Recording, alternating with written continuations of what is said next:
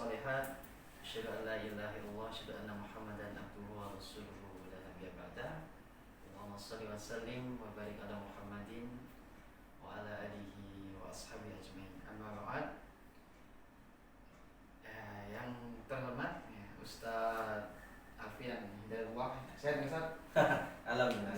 Ya, meskipun cuacanya mendung, hati tidak boleh mendung Ustadz ya. Tetap dengan tercerahkan dengan adanya podcast teras. Karena dengan jargon podcast teras tercerahkan dengan obrolan yang cerdas. Baik Ustadz, sebelumnya terima kasih atas kehadirannya dan peluang waktunya pada kesempatan malam hari ini sambil kita berbincang-bincang terkait dengan tema yang insya Allah mungkin di kalangan teman-teman itu terkait dengan dakwah itu mungkin belum mengenal Ustadz, karena pada dasarnya dakwah kan tidak hanya bicara di mimbar gitu Ustadz ya. Tidak hanya dengan perkataan atau dengan tulisan saja, melainkan bahwasanya dulu dakwah pun juga bisa dengan mal ya Ustaz, bisa dengan istilahnya dengan jihad Ustaz. Mungkin bisa diberikan istilahnya ringkasan dakwah secara jelas agar teman-teman itu bisa mencerna terkait dengan dakwah tersebut sehingga bisa menyerukan agama Islam Ustaz. Oke, sebelumnya itu kenalan dulu lah ya. Silakan. Mas siapa tadi? Saya Asad Budianto Ustaz. Mas Asad. Panggilannya? Panggilannya bisa Asad, bisa Budi, bisa Yanto. Kalau panggil semua ya. Enggak bisa nanti long panjang. Iya, Mas Budi ya. Mas Budi. Oke, silakan Ustaz. Jadi ini Mas Budi. Pemirsa panggilannya apa nih? Kalau teman-teman Sobat KMM. Sahabat KMM. Oke, Sobat KMM yang senantiasa dirahmati oleh Allah Subhanahu wa taala. Baik, dalam podcast ini kita sharing ngobrol santai mengenai, saya dikasih tema ini sedikit mepet ya. 2 hari kalau 1 hari yang lalu dibaca sama Mas Hubaidi gitu ya.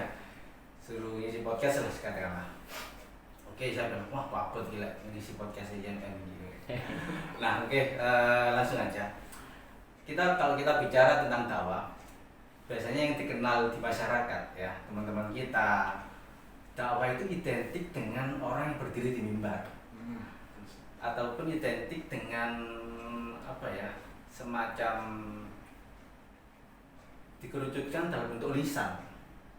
Jadi yang dikenal dengan bahasanya kalau di teman-teman itu dakwah itu tugasnya ustaz, dakwah itu tugasnya mudin, dakwah itu tugasnya orang-orang yang katakanlah belajar di bidang dakwah, kayak Mas Budi ya. Mas Budi katakanlah jurusannya Ahlussaksiyah Syariah. Nah, biasanya kan otomatis soal dakwah nggak perlu ditanyakan, pasti sudah menjadi bagian dari tugas kan begitu. Pertanyaannya adalah apakah tugas ini hanya dakwah ini apakah hanya tugasnya Mas Budi kan begitu? Apakah orang yang profesinya ataupun passionnya itu di bidang desain katakanlah, ataupun orang yang passionnya ataupun profesinya sebagai seorang pedagang, pengusaha, apakah mereka nggak punya kewajiban untuk berdakwah? Nah, pertanyaan di situ ya Mas ya. Nah itu akhirnya muncullah spekulasi bahwasannya dan kalau kita lihat di zaman Rasulullah sendiri ya, karena zaman Rasulullah sendiri itu dakwah itu kalau zaman dahulu Rasulullah kalau dakwah itu hampir kalau dakwah menempuh beberapa hari, minggu bahkan bulan kan begitu, karena belum adanya teknologi. Nah sekarang kan sudah masuk era apa ini ya? Society. Era society ya. 4.0 5.0 bahkan ya. 5.0. 5.0. Jadi segala sesuatu itu kita nggak harus datang ke tempat itu kan gitu. Kita cukup ngomong di media sosial, kita nge-tweet, kita bikin quote, kita bikin tulisan dan sebagainya, udah bisa dibaca bahkan ratusan ribuan kalau dia punya followers banyak kan begitu. Jadi seiring dengan perkembangannya zaman dan sebagainya, seharusnya dengan adanya media teknologi, apalagi sekarang itu kan di TikTok ya gitu ya, TikTok, Reels dan sebagainya. Itu memudahkan kita dalam berdakwah. Nah, jadi saya rasa dakwah itu bukan hanya tugas orang yang profesinya atau belajarnya atau pendidikannya di bidang agama, bukan hanya itu sebenarnya Mas, tapi seorang pedagang juga bisa dakwah dengan apa? Dengan jujuran begitu ya, terus dengan cara pelayanan yang asik, menarik, nyaman, dengan cara yang apa ya, sehingga orang itu beli di kita itu bukan hanya soal barang bagus, tapi pelayanan itulah yang membuat orang itu ingin datang lagi, kan begitu Mas ya. Kalau kita katakanlah kita melayani sebagai seorang pedagang, katakanlah kita melayani dengan wajah atau dengan raut wajah yang tidak mengenakan, otomatis orang itu enggan untuk beli lagi meskipun barang itu bagus. Jadi barang itu bagus. Begitu juga sebaliknya, orang akan lebih suka membeli barang meskipun nggak pakai api, ya. Tapi kalau pelayannya asik, senang, menyenangkan, menggembirakan, mencerahkan, orang itu akan datang lagi, kan begitulah. Sama halnya dengan dakwah. Dakwah itu saya rasa di era sekarang ini banyaklah mungkin kelompok-kelompok itu mungkin dengan mengatasnamakan menegakkan Islam sampai berbuat dengan keras dan sebagainya. Saya rasa sudah tidak zamannya lagi seperti itu.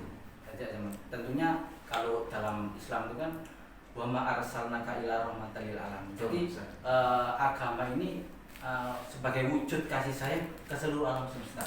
Jadi wujudnya itu adalah outputnya itu adalah kasih sayang. Jadi nyampe harus mencerahkan, harus menyejukkan, menggembirakan, seperti itulah saya rasa.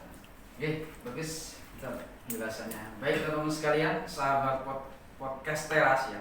Oke, telah tadi disampaikan oleh Ustadz Alfian bahwasanya dakwah itu tidak hanya sekedar Ustadz saja yang menyampaikan ya Ustadz ya, melainkan apapun profesinya ya.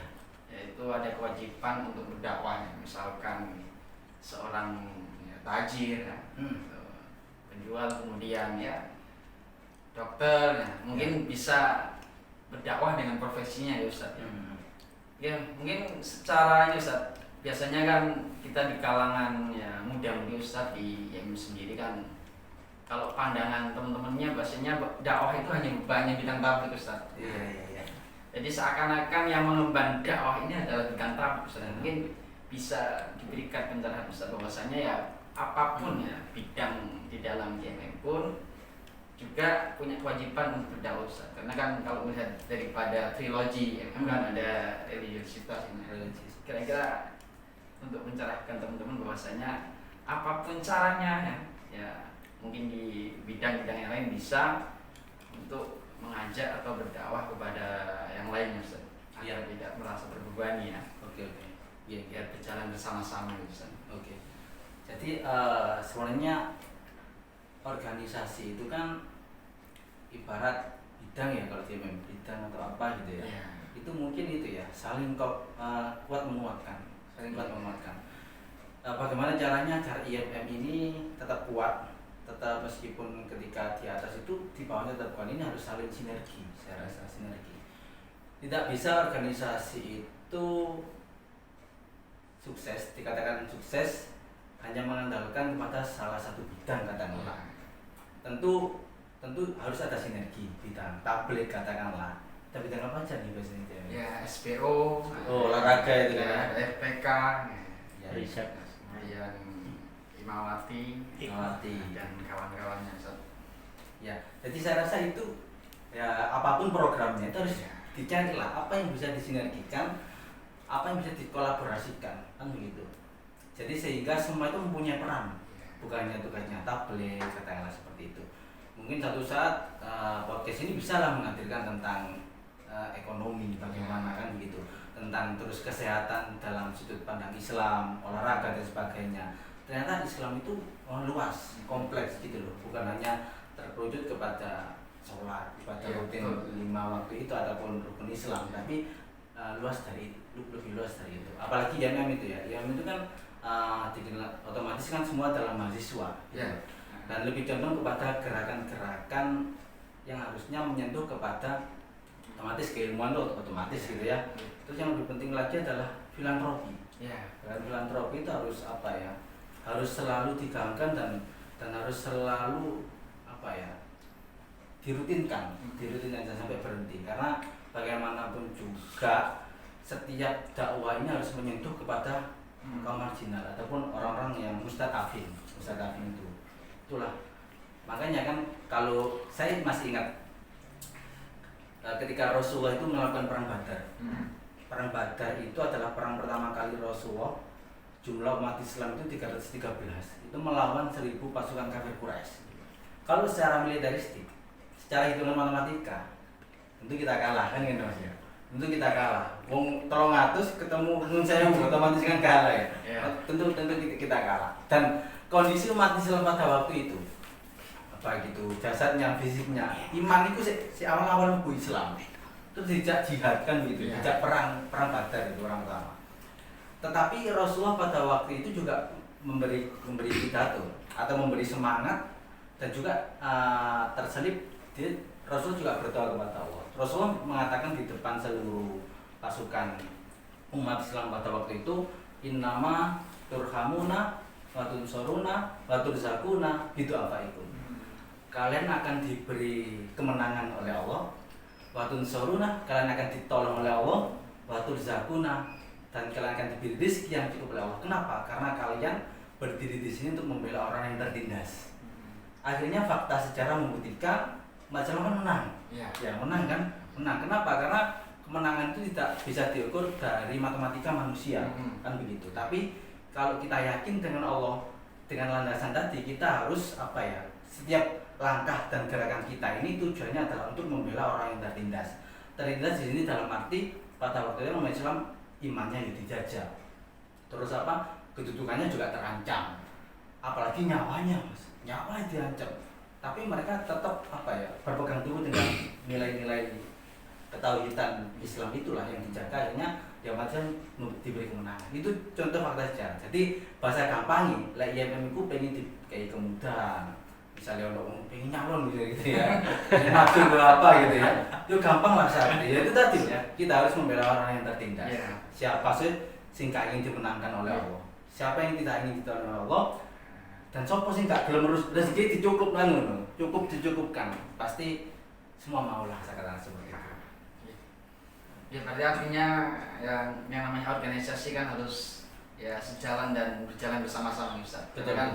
Yang namanya dakwah tidak hanya di mimbar saja Ustaz. Mungkin dengan bidang RPK yang Sakmarine futsal ya kajian kan. Nah, diselip-selip kajian. Iya. Sakmarine baksos ya. Kajian. Jadi mari diskusi, aksi gitu loh. Mari rapat aksi, kayak rapat kok dibahas rapat, mari kan aksi. Ya percuma meninggal sama yang kan ngono ya bahasanya. Meninggal sama organisasi lah, hanya berhenti di diskusi kan gitu. Terus artinya ya sejalan mengibaratkan mobil itu ya bareng-bareng lah ya. Rodo sak pintune ya setirnya ya bareng sejalan gitu. Agar dakwah ini tersampaikan Ustaz. Baik Ustaz. Ini Ustaz, mungkin apa yang sekiranya ya ibaratkan makanan ini Ustaz, ketika kita melihatnya kok bagus ya, mudah ya, istilahnya bagaimana ketertarikannya supaya bisa membeli makanan tersebut. Nah, begitupun dengan dakwah Ustaz ya. Meskipun dakwah itu bagus, baik, ketika kita menyampaikannya, cara mengemasnya, itu agar ya para yang didakwah itu bisa ya menangkap, memahami apa yang kita sampaikan Ustaz. Mungkin apalagi di era sosial media Ustaz, mungkin banyak sekali broadcast yang sekiranya relevan ya untuk kita sampaikan. Nah namun terkadang itu cara mengemasnya, cara menyampaikannya yang justru menjadi konflik itu Ustaz. Ya, mungkin bisa diberikan penjelasan Ustaz. Oke. Memang dakwah itu bahasa agamanya ya kayak wong dodolan Mas. Ya, marketing. Iya, kalau dipikir-pikir kalau orang dakwahnya mengandalkan suara, hanya mengandalkan ilmu iki wis terus disampaikan tidak tanpa melihat sasaran yang kita dakwah. Nah, itulah kenapa pentingnya kita ini mempunyai yang namanya strategi dakwah. Strategi dakwah katakanlah. Kalau ya memang sasarannya siapa kan begitu. Kita harus lihat dulu sasaran kita siapa sebelum kita ngomong, sebelum kita menyampaikan Islam itu kepada orang yang kita hadapi kan gitu. Oke, jadi saya rasa kita harus melihat zaman. Kalau sekarang eranya adalah media sosial, nah program seperti podcast teras ini menarik. Ini yang sesuai dengan apa zaman sekarang ini harus tetap dilestarikan dan dibiasakan dan dirutinkan. Diistiqomahkan, iya, diistiqomahkan. Biasanya arek-arek iku semangatnya nang awal tok, Mas. Biasanya lah ngono ya. Sak bulan, 2 bulan, mulai pertengahan periode wis mulai kendor. Kayak salat tarawih biasa. Ya salat tarawih balik masukan ya. Salat tarawih itu jamaah full ya. Jamaah full ya. Jual rapat. Lama-lama mengalami kemajuan sok. Iya. Kemajuan sok lah. Sama dengan program dakwah teman-teman ini, contoh podcast ini harus dirutinkan. Kalau udah podcast sudah jalan, sudah istiqomah, terlepas nanti berapa orang yang melihat, yang penting kan istiqomah dulu, itu yang penting. Edisi 7. Edisi 7 ya. Edisi 7 kayaknya. Tadi dapat bocorannya teman. Tadi udah luar biasa ya, episode ke-7. Setiap 1 bulan sekali. Berarti setiap 1 bulan sekali. Rutin ya, alhamdulillah istiqomah sampai sekarang Ustaz ya. Ya betul. Nah, kita harus melihat itu media sosial. Jadi media sosial yang sudah kita dakwah media yang sudah kita teman-teman bikin podcast ini udah jalan. Mungkin ada lagi yang lain. Mungkin yang lagi ramai itu banyak di medsos itu 1 minute booster. Jadi 1 menit itu ya. Kalau bisa kita carilah bapak-bapak PDM Surabaya itu siapa yang bisa di branding. Iya, betul Ustaz. Kayaknya jujur ya. Kalau kita ngomong dakwah, kita kalah sama salah satu organisasi gitu ya. Nah, kalau kita klik di YouTube ya, tata cara sholat pasti munculnya adalah yaitu kan begitu ya.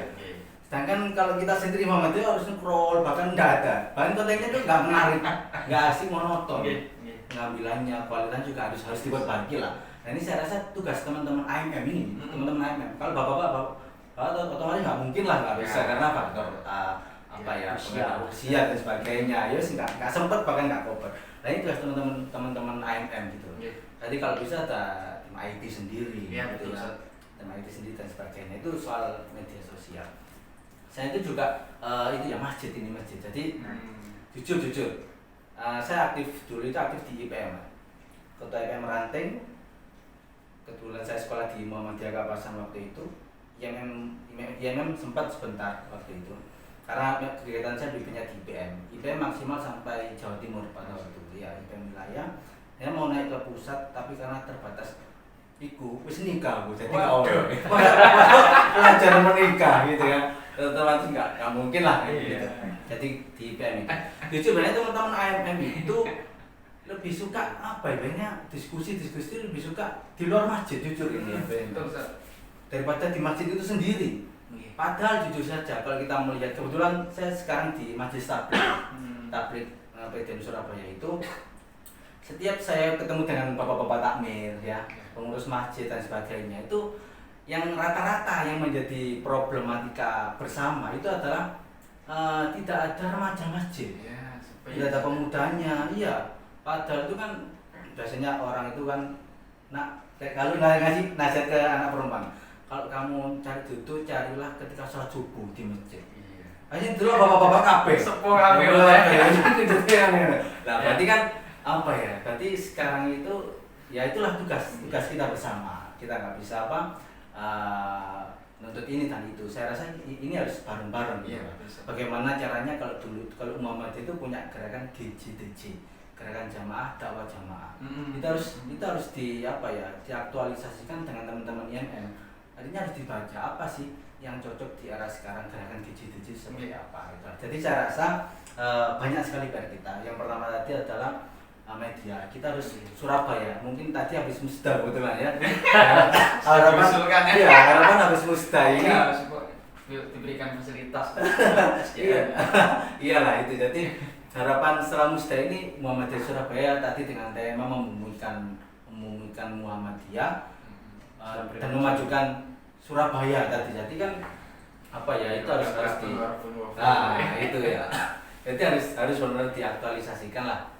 Jadi tadi media sosial kita harus kita garap bareng-bareng Mas. Itu penting. Yang kedua tadi adalah masjid. Karena bagaimanapun juga umat Islam ini tidak bisa dijauhkan dari masjid. Jangan kan masjid ini pusat kegiatan peradaban umat Islam. tempat diskusi, tempat nongkrong, nyangkruk, bopo lah dan sebagainya. Banyak kan sekarang di Jogokarya itu ya, terus di Al-Falah, Sragen itu menarik kalau kita kemas. Sayangnya ini salah satu PR Muhammadiyah Surabaya. PR. Nah, Muhammadiyah ini belum punya masjid yang mercusuar. Gitu. Iya betul, untuk Belum pusat ya. Pusat Surabaya itu belum ada. Nah ini yang menjadi problematika. Nah, insya Allah mungkin setelah Musda ini akan tadi sempat pembahasan di beberapa komisi. Musda itu Muhammadiyah harus punya masjid, apalagi Surabaya itu kan kota metropolitan kedua setelah Jakarta. Ya masuk Pak Dwi ya. Ini kan ini salah satu sindirannya pimpinan wilayah Jawa Timur ya. Bapak itu Lamongan duwe rumah sakit api-api sebagainya. Ini punya ini Surabaya lho opo. Kan begitu ya. Begitu lah ini kan PKI. Lek ketemu menara PKI. Lek ketemu bapak-bapak gitu kan rasanya yo isin gitu kan ya. Masuk Surabaya gak ndi opo-opo kan. Nah ini saya rasa tugas kita bersama lah. Gitu. Jadi kalau melihat di lapangan itu Ustaz, jangan sampai masjid itu kalah dengan warga Ustaz. Oke. Warga masjid 24 jam. 24 jam. Ya ono masjid. Masjid itu mari salat isya benar sih dikunci Mas. Itu dikunci bahkan kok. Dikunci ya. Itu masjidnya mati selam itu. Masalahnya kalau sebelahnya warkop, sini masjid Ustaz ya kan kalau dilihat kan kok yang buka terus warkopnya gitu. Jadi kan ini merupakan mungkin perlu pembenahan juga bagaimana ya teman-teman yang muda-mudi agar PE bisa dikasih wifi ya, entah itu gelundang-gelundung di masjid, yang penting ada yang mengisi selain dijadikan kegiatan pusat dakwah juga bagaimana teman-teman muda-mudi juga meramaikan masjid karena ini memang juga problematika yang sekarang sudah. Iya betul. Jadi saya rasa itu Mas, apa mengenai PR kita lah. Selain itu juga apa ya, ayolah teman-teman AMM ini harus berdakwah ini harus itu ya, harus luas sasarannya. Kalau media sudah kesentuh, kira lihat masjid kita tadi, apa yang kurang dan sebagainya, kaderisasinya bagaimana. Terus kalau bisa teman-teman muda ini harus mewarnai dalam lingkup ketakmiran. Dan sampai yang memegang takmiran ini bapak-bapak KB kan begitu. Ya otomatis ya kita akan sulit difasilitasi. Kenapa? Karena di dalamnya adalah yang hanya bapak. Ya kalau bapak-bapaknya berpikiran maju. Lah kalau agak sulit diajak berkembang kan yang kita yang repot kan begitu itu. Itulah saya rasa seperti itu. Ya memang itu saja. Jadi tantangan itu tidak hanya dakwah di seputar masjid saja. Biasanya kan kalau di masjid itu apa yang didahulukan itu yang sepuh yang orang sudah lama di situ sehingga untuk regenerasi itu ya itu putus di situ Ustaz. Nah makanya kan ya sekiranya ada pembenahan daripada itu. Kemudian ini Ustaz, mungkin terkait dengan problematika juga ya, karena kalau di media sosial itu juga rawan sekali kan Ustaz ya. Misalkan terkait dengan dakwah pun ya. Adapun yang ketika kita ya berdakwah di sosmed ini kan kadang kita bingung Ustaz. Ini mau ngambil yang mana, di playnya banyak sekali Ustaz. Oke. Itu kira-kira untuk mengajunya bagaimana Ustaz? Selain untuk mengambil ya mungkin jalan yang relevan yang sesuai dengan pemahaman kita gitu Ustaz. Saya rasa Muhammadiyah khususnya teman-teman IMM ini ataupun angkatan muda gitu ya kadang-kadang kita harus melihat apa yang sekarang lagi viral kan begitu yang lagi asik yang diperbincangkan yang lagi seksi lah bahasanya sekarang ini apa kan gitu nah itu ya tren bahasanya yang lagi tren itu apa yang lagi fenomenal apa itu saya rasa harus itu ya harus bisa membaca itu juga penting. Kenapa? Karena salah satu tujuan dakwah kita ini selain istiqomah juga harus menarik kan begitu, harus menarik sehingga orang itu ada keinginan untuk entah itu melihat klik dan sebagainya. Saya rasa ini. Jadi teman-teman yang IMM ini harus cerdas untuk melihat kondisi zaman apa yang lagi viral, jadi buat konten kan begitu.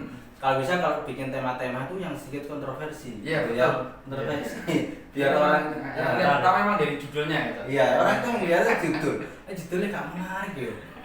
Ya seorang males ngeliat, lihatnya malas, scroll kan ya. Tapi judul yang menarik tema diambil lah singkatannya apa dalam video itu kan membuat orang kepo. Iya kepo, pengen tahu stalker dan sebagainya. Itulah saya rasa. Oke. Jadi kalau misal itu memang ya merupakan evaluasi untuk kita semua saat ini terkait dengan talangan dakwah kemudian ya karena kan di sosial media banyak sekali ya, tidak hanya sekedar konten saja. Iya. Terkait dengan bagaimana mengemasnya, terus kemudian ya isi konten tersebut. Iya, iya. Kalau sepengalaman Ustaz ini Ustaz, Hmm. ya, dalam kiprahnya dalam berdakwah sendiri Ustaz, mungkin Iya. bisa disampaikan pengalaman. Oke. Untuk dakwah ini yang karena dakwah itu soal apa ya, kegiatan nyata langsung ke Iya. masyarakat.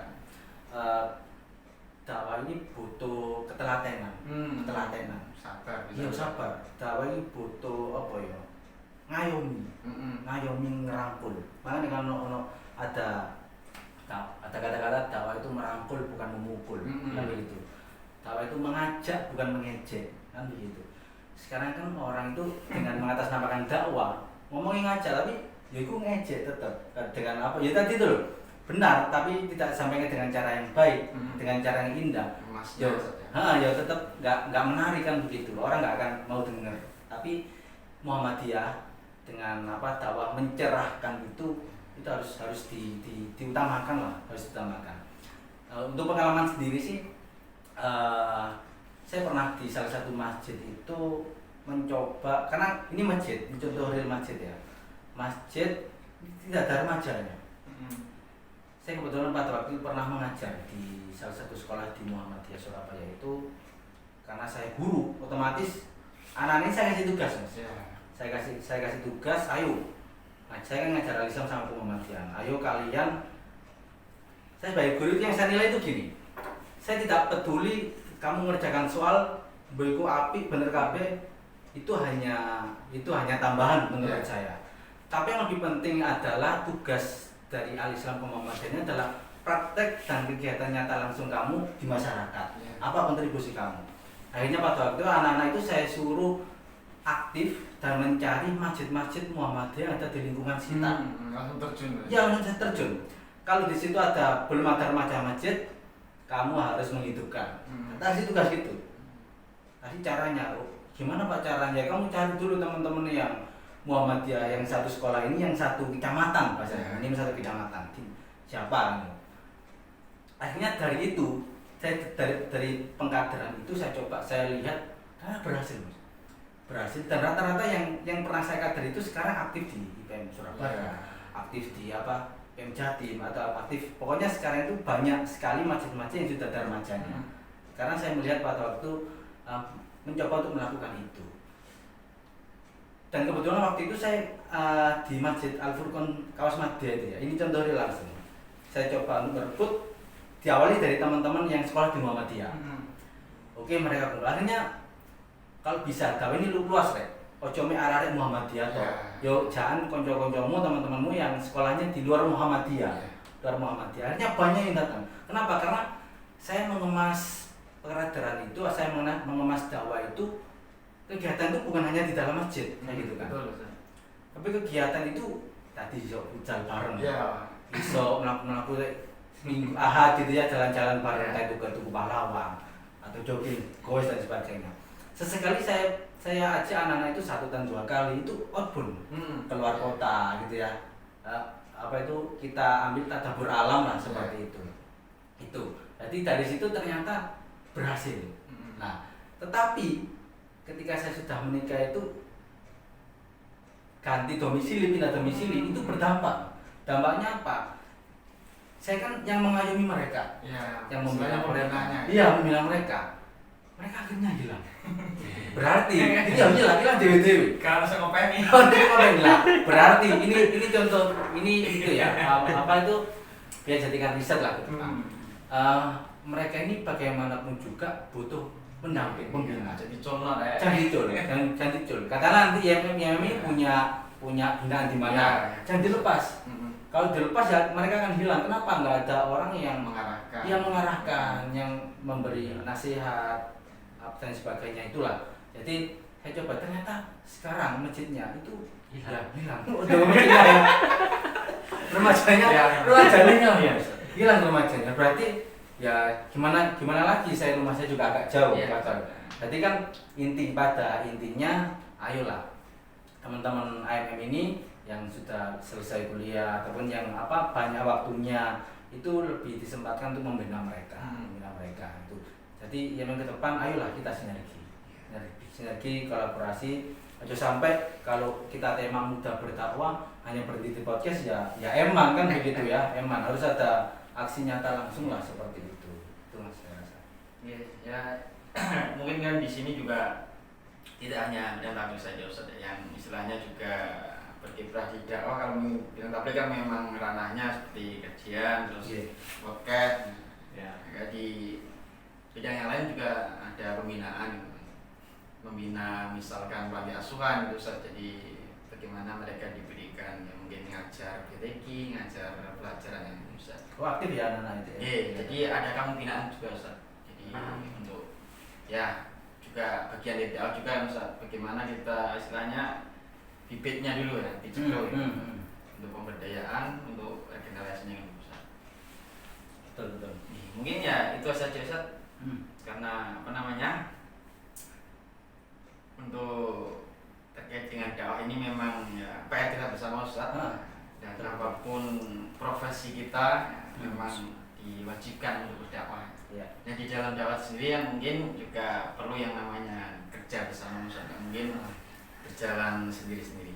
Betul. Mungkin itu yang bisa disampaikan oleh Ustadz Alfian Hidayatullah yang sangat menarik sekali dengan pengalaman beliau ya, dari membina sampai memunculkan ya generasinya, sampai membina rumah tangga ya. Ya insya Allah dengan membina rumah tangga tidak ada halangan untuk berdakwah Ustaz ya. Ya itu pasti lah. Udah sampai mari nikah terus aktif menikah sampai. Harus mengkader ya buah hatinya sendiri ya. Minimal. Istri saya itu Mbak, istri saya itu bukan kader Muhammadiyah. Bukan kader Muhammadiyah jujur.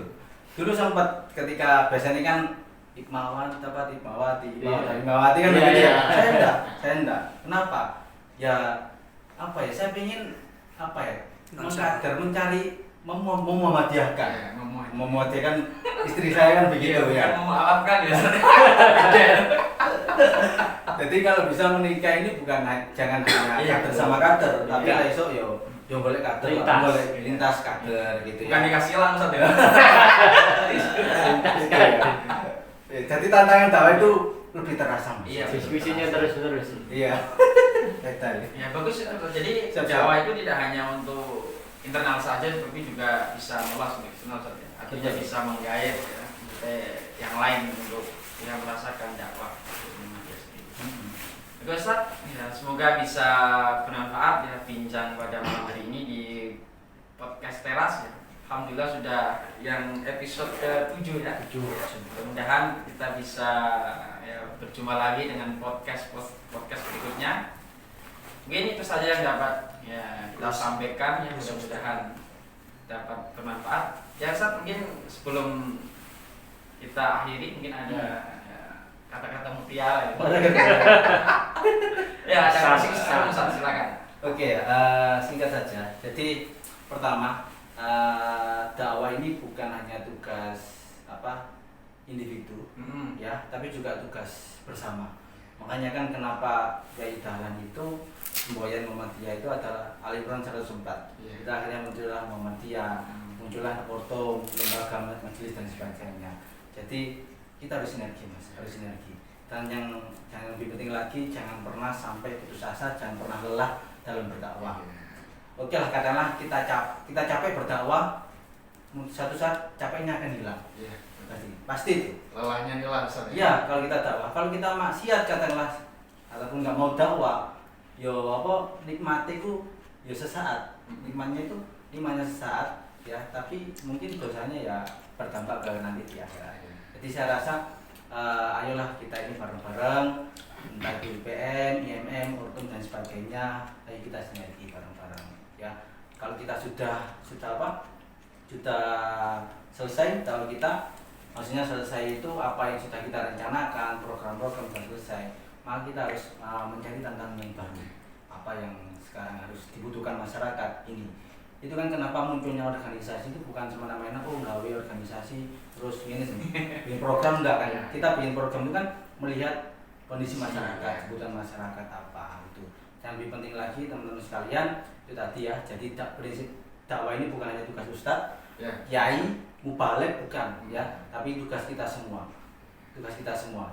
Pedagang ya bisa dakwah, Ya. dokter ya bisa dakwah, olahragawan juga bisa, atlet bisa, orang desain pun itu juga bisa dengan dakwah visualnya. Iya. Justru itu lebih mengena, Iya. jujur. Dan Iya, dakwah iya, dakwah yang penting itu bukan hanya dengan lisan, Mm-mm. tapi tingkah laku kita, perbuatan Akhlak. kita. Itulah dakwah yang sesungguhnya.